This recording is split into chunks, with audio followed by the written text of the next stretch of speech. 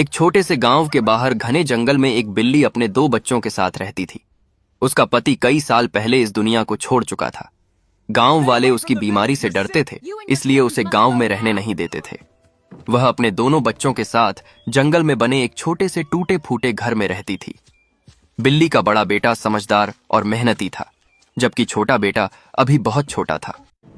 एक दिन बिल्ली की तबीयत अचानक बहुत ज्यादा बिगड़ गई। उसका बड़ा बेटा दौड़कर गांव से डॉक्टर को बुला लाया।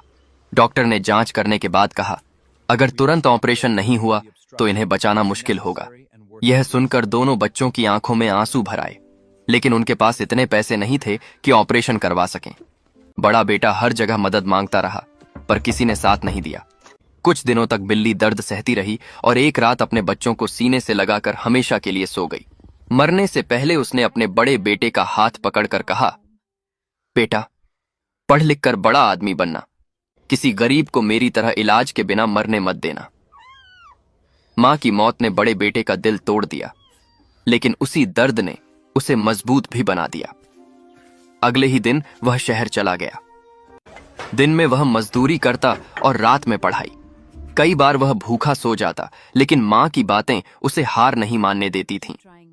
उसने अपने छोटे भाई की पढ़ाई का भी पूरा खर्च उठाया। सालों की मेहनत के बाद वह डॉक्टर बन गया। जब वह अपने गांव लौटा तो उसने वहां एक बड़ा अस्पताल बनवाया। उस अस्पताल में गरीबों का इलाज बिल्कुल मुफ्त होता था। अस्पताल के मुख्य द्वार पर एक पंक्ति लिखी थी, मेरी मां इलाज के बिना चली गई, अब कोई मां पैसे के अभाव में नहीं मरेगी।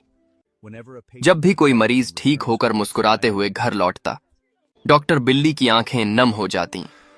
उसे लगता जैसे कहीं आसमान में उसकी मां मुस्कुरा रही है और कह रही है, मुझे तुम पर गर्व है बेटा। उस दिन से वह गांव केवल एक गांव नहीं रहा, बल्कि उम्मीद और इंसानियत की मिसाल बन गया।